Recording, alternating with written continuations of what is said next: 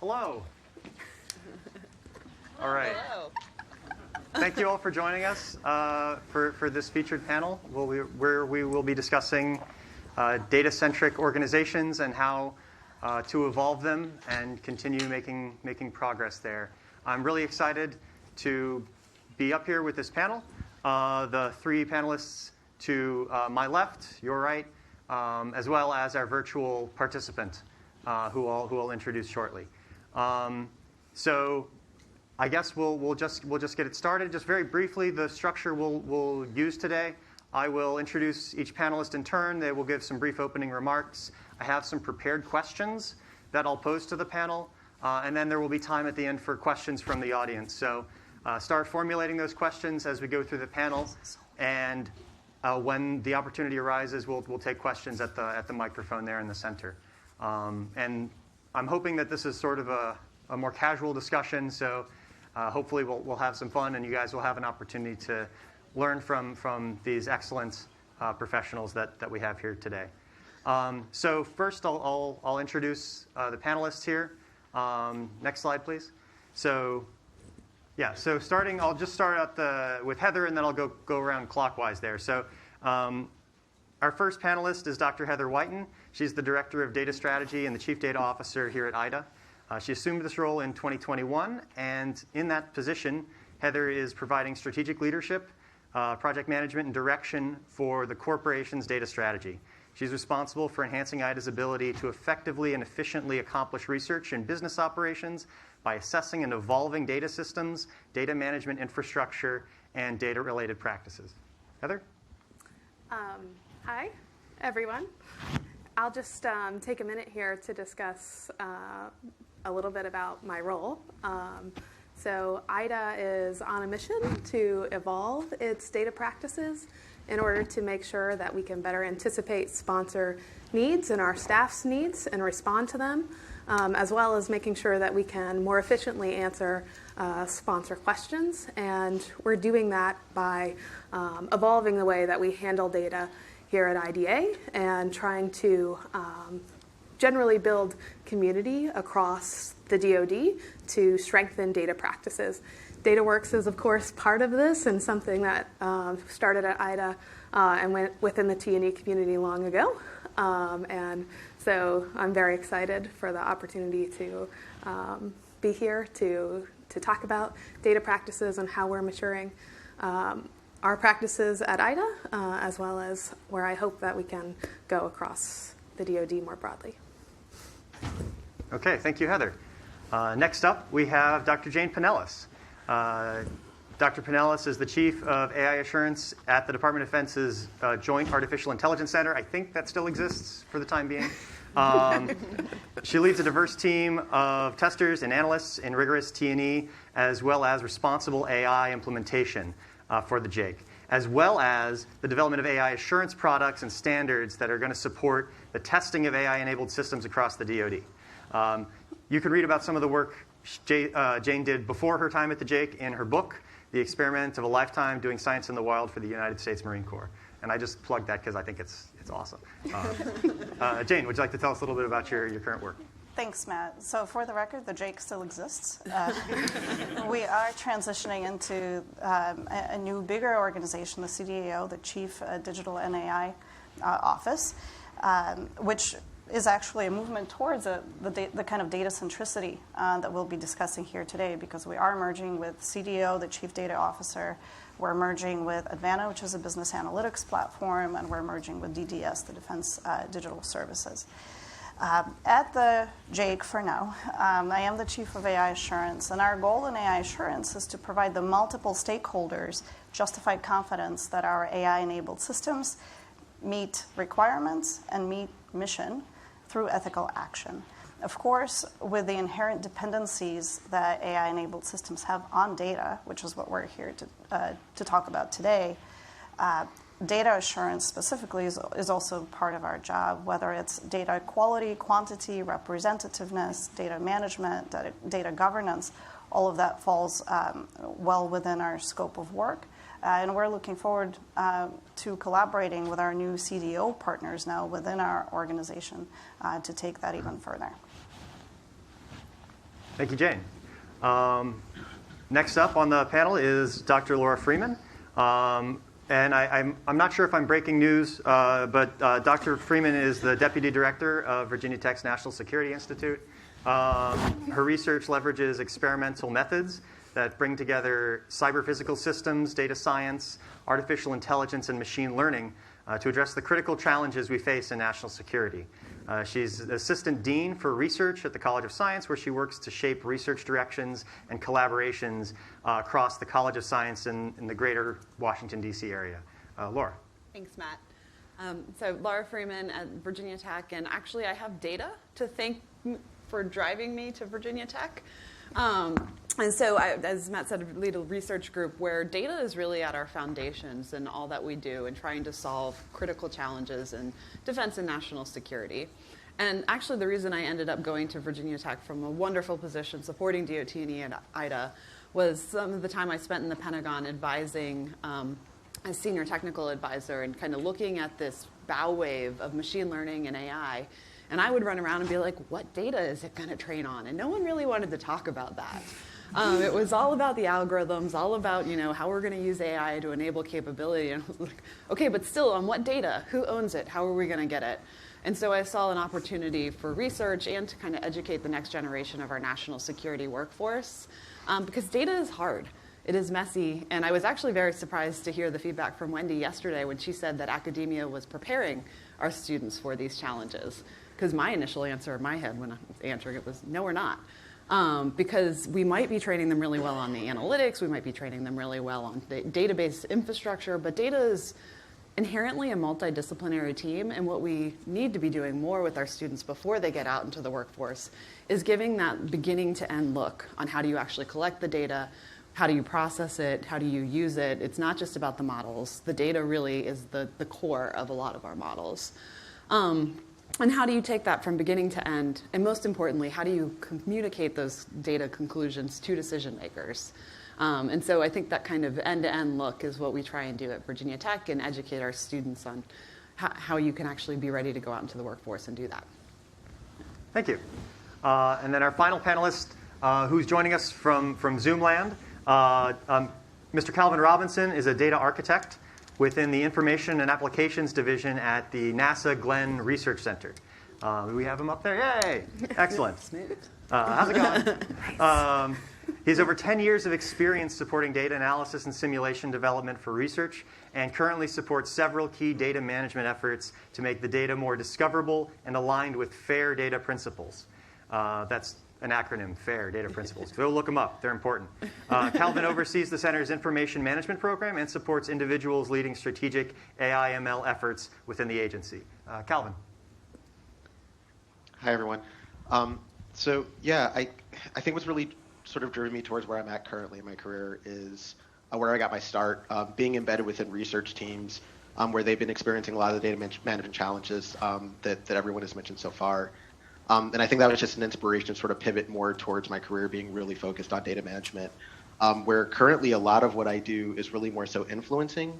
I'm really working with some of our key stakeholders at the center that are ready to start make that leap towards being more data-centric and data-driven, and just helping them to kind of get an understanding of, with the processes that they're envisioning tomorrow, what's the data that they're going to need to sort of fuel and feed into that. So there's actually data serving a process, not just data for the sake of it.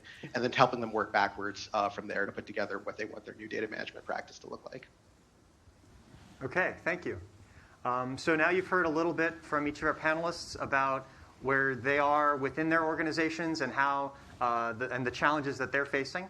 So next we're going to move on, and I have a couple prepared questions for the panelists. I'll direct those at one panelist to start with, and then we'll have a little back and forth with everyone on the group. So first up, if we can go to the next slide. So I'll give this to you to start, Heather. From your perspective, what does it mean to be data-centric, both as an organization, as a culture, and is it important for a data-centric organization to have a data-centric architecture? Great question. So I think there is a general tendency to throw around words like data-driven and data-centric, and I think that people sort of use them interchangeably. But one of the things that I think is really important is to make a distinction between these things, right? That data-driven really means that we're leveraging data in order to make good decisions, and we're acting on that data, right? And that's a really awesome thing. And we want to encourage that across the DoD, within our own organizations. But being data-centric, to me, means something a little bit different than that. It's something that facilitates being data-driven. So in my opinion, the data architecture is a huge part of that, right? That being data-centric means that you've done the hard and terribly perhaps uninteresting in many people's opinions work of creating a single core data model from which all the things, all the systems in your organization, that all the systems in your organization leverage it. And this is really important because that's what allows us to crosstalk across many disparate systems, right? So if you think about DoD, for example, there's so many organizations, there's so many systems. Each of the services have their own way of doing things. Offices within OSD have their own way of doing things. Within our own organizations, we have different divisions and departments, et cetera, with their own way of doing things and their own systems and their own language. And this data model, at the core, the job is to be sort of a universal translator, right? And to make sure that we understand each other when we're passing data back and forth, when we're talking to each other. It helps us create a shared language. And it's the hard work up front of walking around and asking ourselves tough questions like, well, what does it mean to be a weapon system, for example? What does it mean to be performing program evaluation, for example? If we have data associated with those things, we need to be able to define those concepts and understand how they relate to one another. And I think we often tend to jump right into the technology pieces. And so from my point of view, being data-centric means that you've really thought up front, you really planned up front, you prioritize how all of that data fits together so that you can then best leverage it to do your analysis, make your decisions, et cetera. I think in addition to what Heather just said, the basic idea of, and I think in the department especially with our software practices and certainly with our AI practices, we've really been what I would call application-centric, right? We don't treat our data as kind of the final and the permanent asset. We state our requirements in terms of applications, and we answer those requirements in terms of applications, as opposed to in terms of data. And so if you want data that are applicable across applications, if you want data that are easy to move, if you want data that are easy to share, then data centricity is kind of the answer to that question. So I love the concept of data as a universal translator, and I just have to foot stomp that. I wrote it down. I'm a statistician by training, and kind of one of the quotes that we go to is John Tukey, statisticians get to play in everyone else's backyard. That's probably not quite right, but the concept that you can be working with physicists and engineers and social scientists and recreation folks, and all of them are dealing with data. And having to use that in some way is really fun, and it allows people to translate between fields where they don't really necessarily know across different organizations. So just wanted to foot stomp that I love that concept. But in terms of what does it mean to be a data-centric organization, I'm going to call back to some work that my colleague Allison Jones-Farmer did 10, 15 years ago. And she was looking at what, at the time, data-centric organizations did. And the one that sticks with me is casinos. You guys have been to casinos, right? You get the player's card, right? They know everything about you, and they know it before you even know about it. And so that's a really good kind of illustration in my mind about what a data-centric organization looks like. But she extracted 3 different properties when she was doing her research on data-centric organizations. And the first one is a really hard one, and we're going to come to it later, but that organizations own their data. They own it, they generate it, they have complete control of their data. The second one is that they custom build the tools that they need to understand their data, and they build it into their process, right? That's your player card. They're using that to collect data on what you do, where you go, how often you gamble, and it's built in to their processes from the very beginning. So once they've built this infrastructure, it becomes kind of seamless. It's, there's not this data call effort that we have to go through, or thinking about what the new question of the day is. They've designed the questions. But then the most important part that data-centric organizations do is they actually use the data to make decisions. And so kind of cracking those nuts is where I think we are in the federal government as a whole, in the DoD, NASA, and it really has to start kind of at the third level. What decisions do we want to make with data? And then let's structure it into our processes, because we don't need data for data's sake. We need data to answer questions. And the hard part is, what questions do we want to answer? And that's where we need to be spending our time. It's a very DOE thought process, I gotta say. It's just how my brain works, man. Calvin, so you're a data architect, so you actually design these systems. Do you have any thoughts on data architecture and data centricity? Yeah, I think the responses everyone provided pretty much nails everything on the head. I think it starts with, one, really understanding that data is a core resource in of itself. I know one of the members had mentioned, we think about things from an applications perspective, whereas if we go a step down and actually think about the data that those applications are going to be operating on, and even from a UI perspective, how people are going to be interpreting that data, making decisions is really important. And it definitely starts with the data modeling. A key thing that you can get out of the data modeling too is it gives you the ability to start quantifying like entities and data elements that are really important, and to start having some really good conversations about where does that shared responsibility sit versus where that responsibility might sit within one particular organization. And it's something that's so easy to do as well, even just as a thought exercise. If you start to think about what is some information that I see constantly pop up in a Word document or a PowerPoint or an email, and just how many different domains does that go across? And all of a sudden you start to think, wow, this might actually be a data element that would be really good from a governance perspective if there's a little bit more structure behind the definition of it and how it's managed and where it's used. I think that's an excellent point. Once you start looking for these things, at least from my experience, they seem to pop up everywhere. You seem to be able to start recognizing them all over the place and start saying, well, geez, why is this data element? Why are we repeatedly entering this in multiple places, or why are we not drawing this all from the same source? So that's an excellent point. One additional thing I would offer that I think is a characteristic that I think is worth, again, foot stomping, is that I think data-centric organizations also plan how to govern these data models, and they have mechanisms for doing that, and they prioritize those mechanisms, and bring people from across the organization together to have a voice in that governance process. And that's something that I think we've had, we've been learning for ourselves here at IDA how to implement that best for ourselves, for IDA. Sorry, I'm touching the microphone. But that is something that I view as critical as well to a data-centric organization. It's not just the data models, because those will evolve, but you need a disciplined way to actually evolve them. Okay.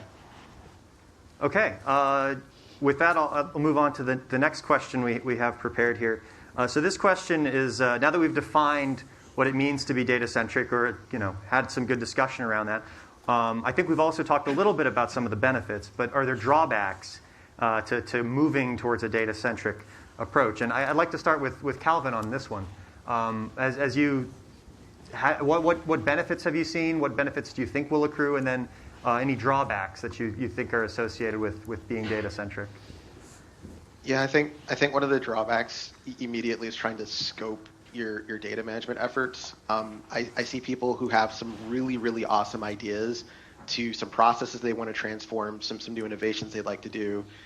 But once you start sort of drilling into, what are some of the core entities in a data model that we're looking at? What are some of the stakeholder organizations that need to be brought in? You can immediately be looking at a pretty messy picture where it's just risk-laden if you're trying to turn it into a project or something that you need to execute on. And so I think a lot of it is just, mitigating that is starting to just kind of look at what's within my sphere of control today, and we've talked a little bit about, the keynote speaker talked a little bit about more of an iterative approach to designing. How can you then leverage what you control today versus what you're looking at in the future and iteratively build towards there from a data management perspective? Scope, anything else? Yeah, I'll kind of echo those comments and really just say it costs money. This is not something that happens freely. So you really need to be thinking about what data you need and why you need it, because you can very quickly kind of crumble under the weight of all this data. And a story, thinking from a test perspective that resonates in my mind here is people would come back from tests and they'd be like, well, I've got like 4 terabytes of data that I have to deal with. And it's like, well, how much information is in that data? Do you really need to carry those hard drives across the country? Or could you have just, picked out the 10 things that are actual information in those 4 terabytes and bring that back? And so the big drawback on kind of the ability to capture data at whatever frequency we want, as much as we want, instrument everything, costs a lot of money. And so we need to be thinking about how does that translate to what you're going to do with it. I'm not sure that this is a drawback, but I do think that it's something that is very challenging, particularly for organizations that sort of didn't start out with a data-centric architecture in mind or a data-centric culture from day one. And it's the actual transition. The actual transition can have a lot of risk because you really need buy-in broadly from across the organization to make it a success, right? You need, I'll just, from my real world daily life, I need the CFO to really be on board with the idea that we're going to move our, financial data into this sort of data-centric model. We're going to create an ontology with it. I need her to really buy into that, right? And I need that buy-in at all levels across the organization because it's hard work and no one person has all the knowledge that they need across the organization to be able to make it happen, right? And so we need to pull people from everywhere to create those ontologies. We need the investments from across the organization as well, and some general understanding that these things are not one and done, right? That this requires care and feeding in order to sustain, right? And I think it's just a really different way of approaching developing an architecture and approaching how we handle data. I'll just add a tiny piece to this that we haven't got to yet, which is if data centricity, the goal is to provide kind of quicker and more ready access to data, and now we're talking about potentially more data and having access to more data, data governance, data security.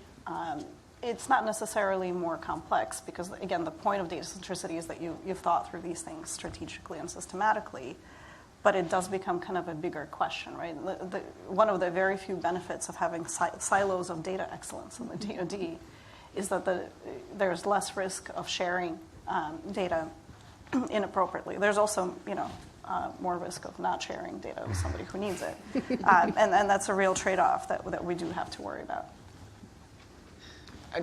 I'll come back. I had money and time on my sheet, and I forgot the time piece. And I have to say time because the number of times that the number of occurrences where people have asked, my team to come, like, oh, this data set exists. There must be something interesting in it. And we want to solve this problem, but this data set, already exists. So let's not go collect new data. Let's spend, the next year analyzing this data set to death before we figure out, no, it didn't have the answer that we were looking for. And so that can be a big drawback, especially with the enthusiasm towards, we want to do more things with data and we want to inform decisions with data. But if we haven't collected it to answer those questions, then we might burn a lot of data scientists out. So those were some excellent examples of potential challenges or pitfalls with sort of moving towards a data-centric approach. Were there any additional benefits that we didn't touch on earlier that anyone wanted to highlight? Defensibility. What do you mean by that? That when you're making decisions, if they are based in data that is well curated, unbiased, analyzed properly, that provides you with, an extra piece of defensibility in terms of your decision-making process. And it's not just gut feeling. That's, I think, the biggest decision or the biggest pro in my mind and why you would want to go in this direction. And I think to build on the traceability and explainability of data, right, which, by the way, aligns with our responsible AI principles in the DoD, but the idea that you've now built an infrastructure that facilitates actually tracing the changes that are made to the data, that enables documentation, standardized documentation even, of the type of data that are in there, perhaps even biases that we've been able to observe and document, and even potentially ways to mitigate those.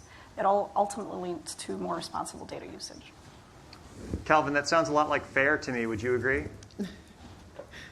Yeah, absolutely. And just to add to the benefits, reproducible research, especially when we talk about data science, where it's really pivotal to understand what was the data that was fed in to the training process of the algorithms are being developed for any and all questions that you may want to answer for anything that algorithm is going to spit out afterwards. Yeah, you don't know this, but reproducible research is near and dear to my heart, so thank you for the information. So I'd like to move on to the next question we have up here, which is related to something both that we heard yesterday from General Mazziello as well as from Director Girton this morning, and that is the question of the skills in our workforce and having a data literate workforce. So what to the panel, what do you guys view as sort of the biggest gaps that exist today in our workforce? And in your minds, how do we hire to address those gaps?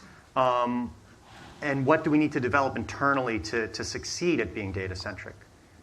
Anyone like to go first? Well, I'll do a comeback on my intro in terms of and focus on kind of the skills of our academic students in the workforce. And that I highlighted earlier kind of the end-to-end gap that we have. But where the workforce of the future is coming is every discipline, whether you're an engineer or whether you're a psychologist or, everyone is starting to use data in their educational processes. The dean of our college, or the former dean of our college, used to joke that, as a statistician, like, we finally won. People care about data. We're not shut in a room anymore. You go over there and stay away from me. So I think our students are getting a really wide access into data literacy across all disciplines now. And so I think that's a pro. But coming back on kind of the gaps is how do you, they're not all getting trained in data science. They're not all getting trained in statistics. And so some of the concepts that I know we're going to come to later in terms of like bias and uncertainty and dealing with those things are, maybe not as widely taught as you would like, or I would like, I guess. And then that kind of end-to-end process of dealing with data is a gap that I see, but that's kind of from the academic lens, not the workforce of today. Yeah, I think we need to be really careful, and I don't mean to sound like a snobby statistician, but we do need to be careful about people emerging, with just enough to be dangerous, enough skills to be dangerous with data, right? And so there's also a level of upskilling our existing workforce, right? Because the truth is that hiring new workforce is incredibly hard, at least in the DoD. The competition for talent is unprecedented, and now in this environment of remote work especially. And one other kind of thing I'll throw in there that is kind of implicit in here but not explicitly stated is the retention of our workforce, right? Because as I'm sure some of you have seen, for instance, the open letter that was on LinkedIn, Fix Our Computers in the DoD, right? It's things like that. It's building the kind of environment, both from a technical but also a cultural perspective, in which data scientists actually thrive. I have so many thoughts. We've been building up a data literacy framework at IDA and working closely with some of the other FFRDCs, sort of bouncing ideas. And one of the sort of core questions is, what do you even mean when you say data literacy? That means 1,000 different things to 1,000 different people. And so getting really clear about what it is you actually mean when you say that, I think is important, because that's going to affect, how you approach recruiting folks, or upskilling them, or investing in your training program. My personal opinion on what is data literate is, do you have the skills and knowledge you need for you to be able to execute work with data in your role, right? So it's not so broad as like everyone needs to know everything about data, right? Which is, I think, a tendency that everyone who loves data wants everyone to know all the things, but we really don't all need to know the things. So I think getting clear about that. One of the things I think is really important as well is sort of recognizing different kinds of roles with data, generally speaking. So we all know the term data scientist, and is that the same thing as a data analyst? Is that the same thing as a statistician? What's a data engineer? How is that different from a data scientist? What the heck is a data architect anyway? I think these are terms that we're just starting to really talk about in DoD, in the broader national security community as a whole, and I think that's really healthy, right? That we're starting to have those conversations and recognizing that, hey, maybe a data scientist and a data engineer have complementary skill sets, and we need to train them slightly differently, and we need to recruit different kinds of skills to fill those roles. I'm just going to keep going here. The sort of last point I'll make is that something that I think Laura said earlier, and our keynote hinted at yesterday, is about the importance of multidisciplinary teams. That we need to teach our folks to work with people from different backgrounds, because they are not going to be able to execute across the full data lifecycle. That's a unicorn person. There might be onesie-twosies of those that exist out there, but we need different skills across every stage of the data lifecycle, and making sure that we can really work well together and communicate well across those seams is, I think, really critical to success in standing up a data-centric organization and making a data literate workforce. So I want to open up the floor for some questions from the audience in a moment. So you could feel free to start making your way to the microphone. But before we do that, I did want to go back to Calvin. And can you help Heather out with her question from earlier about what a data architect actually is? And a little bit more seriously, how have you found it challenging to communicate within your organization about this is the role that I fulfill, which is a little bit different from this other role that also has data in the title but isn't really the same thing that I'm doing? Yeah, that's an excellent question. Oh, sorry, we lost the audio here. It's taking me a while to kind of boil down what I do as a data architect to kind of, oh no. We're good now. Are we good? We're good now. Okay, awesome. So a data architect definitely is not an audio engineer. Let's start there. Yeah, it's taking me a while to get an appreciation that as a data architect, it really comes down to two things. One is data modeling, and we've had a really great discussion about that today already. And two is just tracing those models through the components in the life cycle of that data based off the requirements that your stewards, your end users are giving you. And that's it. It's really just enough information to help your stakeholders understand this is the data that's within your organization. These are probably some of the people who are most knowledgeable about it that we're going to need to bring to the table to make this effort, come to realization. If you find yourself being a data architect sort of more within an IT organization rather than more of like a mission side, it's then helping that organization make that translation of, by the way, this is the data that's integral, these are the systems that are involved, and knowing who are the touch points you can start to hand that stuff off to when it turns into more of an infrastructure effort or an application effort, et cetera. At least that's what it's looked like to me. Thanks. Okay, looks like we've already got some folks eager to ask questions, so we'll start with Mark. Hi, everyone. Good morning, and thank you. So Mark Carrera, IDA. So It's obvious that there's great value in moving towards a data-centric, digital engineering kind of world. But if I were a bad guy in a hoodie, this seems to me to have, I think our adversaries also know there's great value in the products we create, right? So I'm aware of how IDA is helping to manage this risk in terms of zero trust and the way they're baking that in. But for the other organizations, can you speak to how you're managing that risk and what goes into that calculus? Thank you.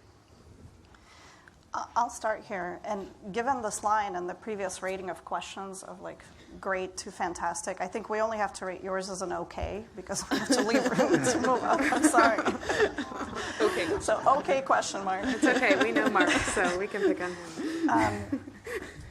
So within the JAIC specifically, right, and it's an AI organization, so data is really central to everything that we do. We do have some safeguards for data, right? And including, we have a data governance council, so we have to figure out how to share our data intelligently. We want to share it, and if you read, the CDO put out 5 data decrees, and the first one is thou shalt share data. And of course, we want to do this responsibly.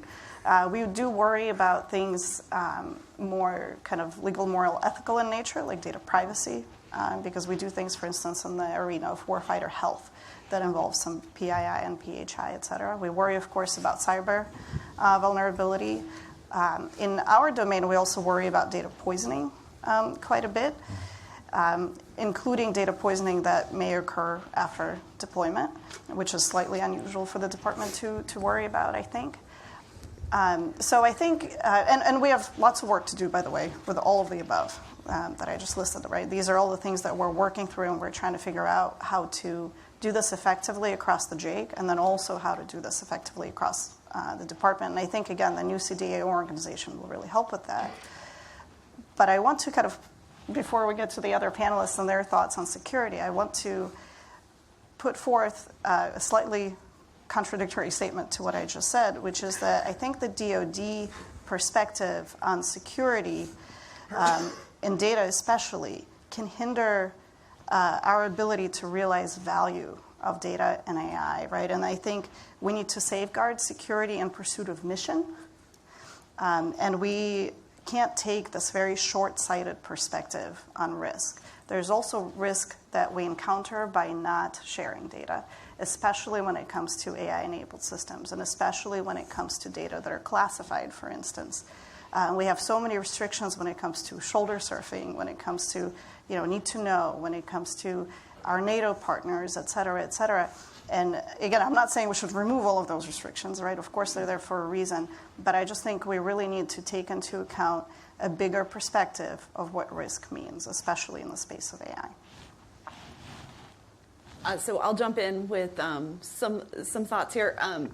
In particular, I like to come back to the theme that it's data for the task at hand, the decision needed, and there's lots of interesting research going on in the data privacy realm in terms of differential privacy, federated learning. How do we kind of segregate the data and so it can stay with maybe if it's PHI or PII, it can stay with the medical community. And they can only send, the information content that is needed forward. And so one of the things I think we should be thinking about globally is how do we take all this research that's going on in the academic community and data privacy, which is a very hot area right now, and make that easily transitionable into DoD systems. But that will come back to what data do you need and when do you need it. And my other request for anyone who has any influence on CUI out there is we need to fix how we who's got influence, but I think we do a pretty good job with a very good job with how we protect and restrict and have need to know and rules for classified information and different escalations and cross-domain solutions. But CUI is a nightmare. And every organization has their own NDA, different ways that you're supposed to protect it.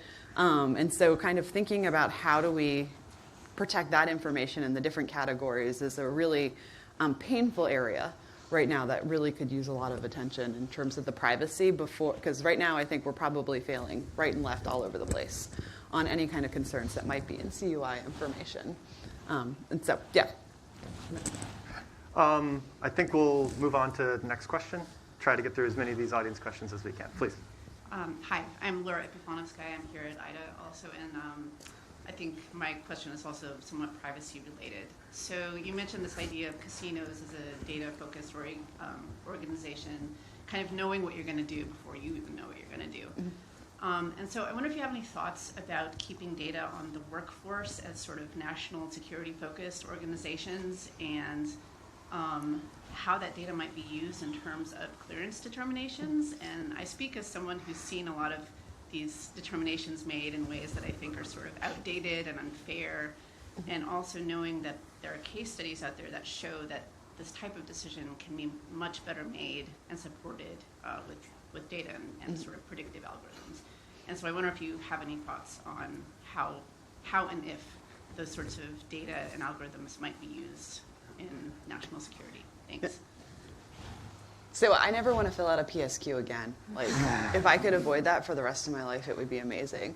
But to your point, that if we have data behind it, we're making better, unbiased, hopefully, decisions. And I was reading an article actually the other day on how China is going to using machine learning and AI in court cases.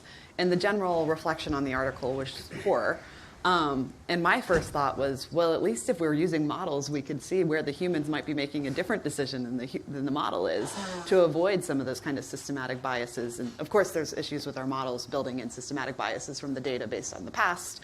But at least it would shine that light. And so from a security clearance and monitoring and approval process, I think there would be a lot of value. This is not my area of expertise whatsoever. But in terms of the continuous monitoring things that they're moving towards, I think that will be very helpful in the future. Yeah, and I think we have probably a lot to learn from the banking industry and the financial industry on this, I would think, as far as fair lending practices. I don't know that we've done that kind of learning from them yet that we should. But I would also think that eventually things like anomaly detection type techniques would be useful for things like clearance maintenance. And things like that. But so far, given what we've seen with today's models, I'd be pretty hesitant to delegate something as important and career-changing as a clearance process, at least entirely, to an algorithm. I mean, I generally support always having data when we make decisions, even if that means filling out a terribly long form. And doing it over and over again now with some of the new processes that are coming into being. But that's okay. We won't speak to that. But I want to echo Jane's concern about using those as sort of the sole mechanism for determining whether someone gets a clearance or maintains a clearance. I mean, we've seen all sorts of examples out in the wild, right, where people have tried to create these algorithms to determine who's best to hire, for example, and they've decided, well, I don't want to hire any women, because that's not who the people usually pick. So I'm going to just replicate that. So I think, there's this issue of just amplifying the biases that we already show, as well as just some general brittleness to some of the models that exist. So I think we've got a lot of growing to do before we can put our trust in those algorithms. Calvin, I know we've taken sort of a DoD focus in these past couple questions. Did you have any thoughts on the use of AI tools or data-centric tools in hiring or in access restrictions on data that you've seen at NASA? Yeah, so not qualified at all to speak to either of those, but something related that touches on one of the questions we talked about earlier is skill gaps in the workforce and development. In particular, when we talk about maturing a particular piece of technology and really wanting to understand during that life cycle of maturing that technology, what are the skill sets that are really critical to that at different stages, and then being able to map that back to what skill sets you currently have in your organization. I know that's always a challenge, and that's also an interest, especially for an organizing agency that really thrives on innovation and research and technology. Thanks. Okay, let's press forward. Another question from the audience. Thanks. Fran Wilbur from IDA. So we are seeing a lot of effort, particularly in the Department of Defense, and I assume the same with NASA, on aggregating data through systems like Advana. And this is a great thing. It's often the most tractable thing that we can do is to pull disparate data sources together into one place and call them data lakes and so on. But I don't think we're seeing the same amount of effort in interpreting those data and ensuring that they are used properly and the context is known. So I wonder if the panel could just take a few minutes to talk about what steps are needed when we have a tool as wonderful as Advana. What do we need to do to ensure that we're actually harnessing the data properly? Do we need to co-locate our tools with those data? Is metadata going to save us from misuse? And furthermore, should we force the community to sort of use common tools? Or is there an innovation that we need to allow for? It's a big topic, but the primary problem I'm seeing is that we declare victory if we aggregate everything, but we really haven't really harnessed the power of the data. I guess I'll start, since I now work in an organization that has Advana as part of its charter, or I will work there starting in a few days. The idea of data lakes and data aggregation, right? When I try to tie that to data centricity, right, it doesn't actually solve the data centricity problem. Just because you've put a bunch of data that are potentially incompatible with each other in one place doesn't mean that you may be slightly more data-driven if you're lucky, but you may not at all be more data-centric. You may be less data-centric, actually. So I'll start with that. Now, Advana specifically has been actually a pretty great tool for data quality from my perspective in AI assurance specifically, right? That's my narrow usage for it. There's actually considerably more. And data quality is central to some of the things we're trying to get to. Anything involving the kind of standardization that you mentioned, especially forcing people to use tool, I do worry about stifling innovation in that way. Having said that, in the DoD, we're absolutely limited as far as the number of tools that we can use. We're working at the JAIC, at the CDAO, to start removing those barriers. As those are significant barriers to AI adoption that we're working to remove. And then I think there was another part of your question that I really wanted to address. There's like 5 other parts of it. Yeah. Is metadata going to save us? No, it wasn't about metadata saving us. I know. So there are 2 things that I'll broadly mention that kind of start getting, I think, at what you're getting at. One is we have a huge DoD IC ontology working group, right? And that the idea that organizations all across the DoD are working together with our IC partners, right, to try to standardize some of the ways in which we can actually exchange data even, right? I think that's actually pretty huge for data centricity. And then, one of the simplest mechanisms that we did institute, to answer your question, was data cards, right? And that's central to everything. That's central to data sharing. It's central to the responsible usage of data and shepherding that data throughout. We instituted model cards as well, right? We started with a Google, template, and we fixed it to answer some of our additional needs. And just those very small tools alone allow us to catalog our data, allow us to share it responsibly, and introduce some level of governance as well. I think it was perfect, but I'll say that. Can I get a fantastic rating for my question? I think just good. No, She said it. I think the DoD IC foundry, the ontology foundry, I think is going to be huge. But I think the risk again is making sure that there's buy-in across DoD. That's huge, not just for the DoD and IC, but also for all the FFRDCs and contractors as well.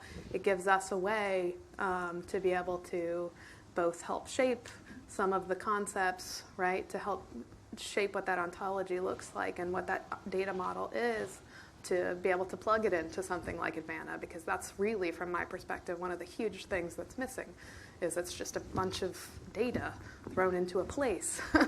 But you can't make sense of it unless you know where to look and exactly what you're looking at.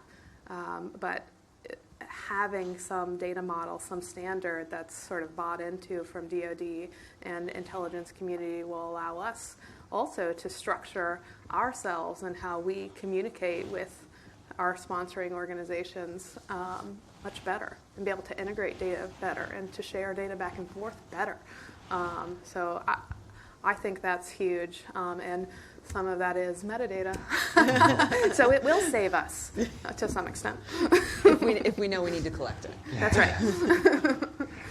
So Calvin, I know, so we're talking about Advana here. That's it's essentially a large DoD data lake with, you've heard some of the challenges and uses for it. Does NASA have anything comparable to that?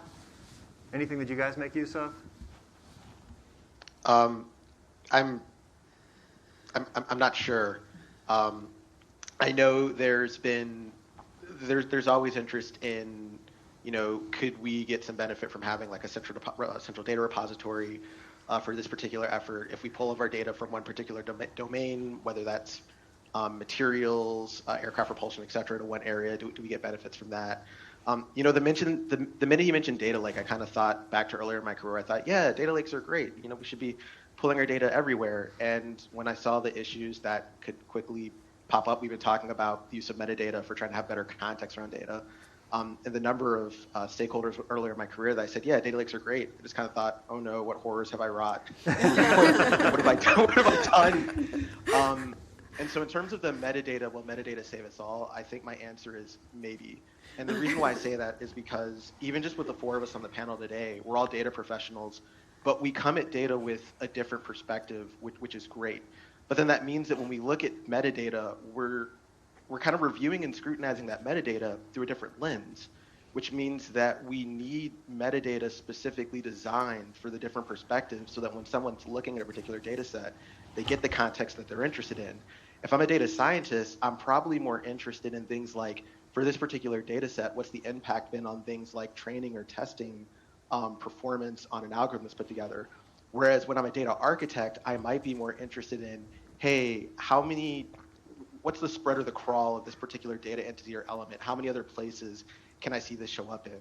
Or maybe if you're a data engineer, you're really worried more about context because you have some really important operational or performance metrics that you really care about for your data system and the impact that certain data changes might have on that. Yeah, I think that's an excellent point. One of the challenges that we've had at IDA, I know, and Heather can probably talk more about this, is just having everyone, all the different stakeholders who use similar data sets for different purposes, making sure that the language we use around those data elements is consistent and can be translated across those different use cases and those different contexts that people view the data in. Yes, that's a thing that happened. I don't want to use my call-out moment to just talk about that, though. I do want to harken back to another part of the question that Bram asked about common tools. I think there is, as Jane said, a danger here that sort of forcing a standards tool set on people is, there's some attraction to that in some sense because of standardization. But what we really want to do, from my perspective, is to create a set of standards that facilitate collaboration but don't stifle innovation. So here's a set of tools that everyone generally recognizes as sort of the foundation. And then if somebody needs something above and beyond that, they should have the capability to go and get that or build that. Whatever is the best tool to help them derive insight to answer their research question is really critical, right? Otherwise, you're using a tool that's not suited for the question that you've been asked. And so I think there's real danger in mandating a common standard tool set as this is Lowest common denominator. This is the only thing that you can use. Putting something in place and saying, here is some foundational set of tools, and then letting people build on that. And then reproducibility is really what matters here, right? Is that we know what tool they used, that we can reproduce the analysis that they executed when they used that tool is really what matters, and not forcing them to use a particular tool set. So I want to move on to our next question here, get at least one more in under the wire. Thank you. So I have two not fully related questions. I'll begin with the one that's driven by my background as a biologist, my old life. What are efforts, mostly policy efforts, perhaps you're in the best position to answer that one, eventually contribute, on preventing data science or data-driven research hostility? There are efforts since the 90s by the NIH, for instance, to combat scientific illiteracy, not just so that everybody is a scientific expert, but to kind of palliate some of the overt hostility people have towards science or facts. Vaccine, or people going to the doctor and saying, I demand antibiotic, although they have a viral infection. Or something that unfortunately I have witnessed, there are people who say they will not eat a tomato if it has any genes in it. And the question was about genetically modified organism. So are there any policy or other effort in the academic world to generate infrastructures to give people and the general public the tools not to become hostile to data? Because unfortunately, the DoD is subject to support that is overseen by elected officials, and those elected officials are susceptible to the perhaps misinformed input and push from their voters. So that was my first question. Sorry. Second question, nothing to do with that. I've heard a lot, you've spoken a lot about data sharing, which is great, and also some of the limitations of data sharing having to do with security. What is the approach to analysis sharing? So once somebody has used that data, how do we access their analysis? I might not necessarily be interested in accessing all the data on Navy readiness, but if somebody did work on on particular destroyers and manning of those destroyers, I would love to know about it and being able to access it. So are there any particular efforts that are not just to the availability of the data, but its output across players? Thank you.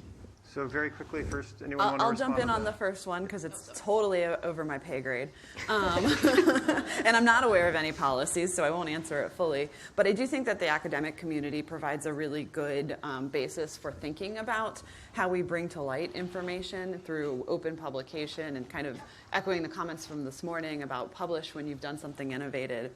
And so if I could advocate for anything that the DoD or NASA could do overall to avoid hostility and misinformation and disinformation and data, is that we need to have discourse in open environments where people are sharing knowledge and insights that they've gained from data. And that's not a very complete answer to your question, but that's the best I think I can offer.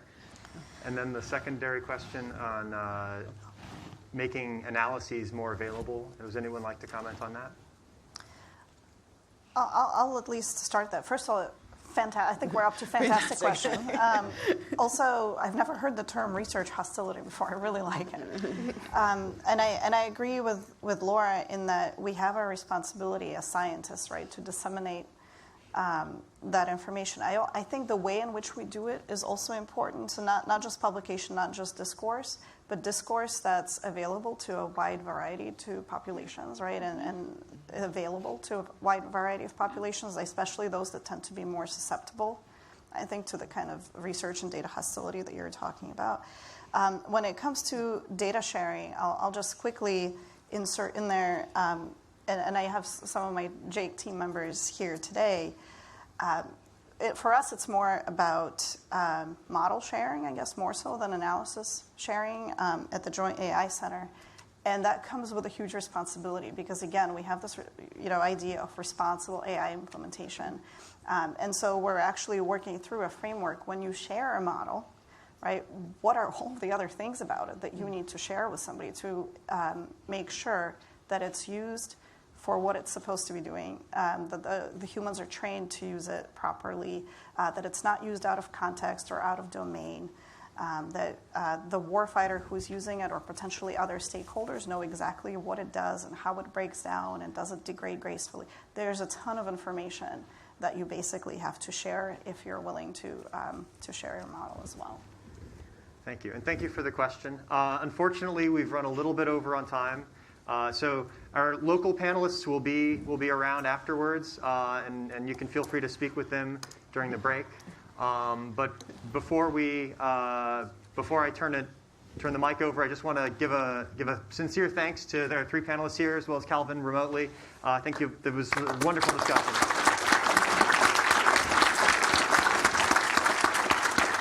And then I think Kelly has some additional comments for the group. Just real quick, thank you all. That was a great, fantastic panel. We are going to take a break now. We need to reset the room again, so I ask that you clear the room, go enjoy some refreshments in the lobby. And last request, as you have a chance, as you go throughout your day, going to sessions and on lunch break, give us some feedback. There's a post-workshop survey on the DataWorks homepage. It's right in the middle. Yes, we need data on the DataWorks, so please tell us how to keep bringing excellence to this workshop. Thank you all.